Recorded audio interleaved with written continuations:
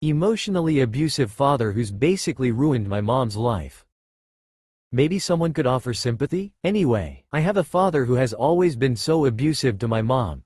Brought her here illegally, meanwhile he comes here legally. This was back in the 90s. IDK how fucking loose immigration was, won't let her get adjusted status. Basically the textbook definition of emotional abuse. He's next to it. He's kept her from speaking to her parents, refused to let her call home. Her mom died while she was in a new country BC, she couldn't go back home, and like overall he just sucks. There's so much more, but it'd be an essay and I'd start crying. Anyway, witnessing this abuse, both his sons became defiant and one ran away from home robbing him. The other is a college dropout with dead-end gigs who's just as narcissistic and mentally deranged as him, while my poor mother attends to them and blames herself. Anyway, my dad has called all his children worthless pieces of shits and how she ruined us and how none of us talked to him. BC she's a bitch for corrupting us.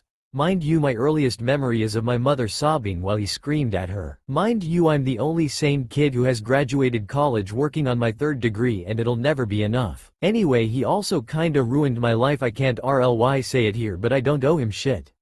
His parents forced him to marry her and he takes out that resentment on my mom. I can't care for her. BC of school RN, and frankly how can I when her status is bullshit? BCHE ruined it and she'd trigger the 10-year bar if she were to go home and adjust, and she can't. BC what's there to go home to? Anyway, fuck my father and fuck his parents and hope they rot due to his sins, and every time he calls my mom a bitch because she isn't his lap slave. A weak cunt of a man.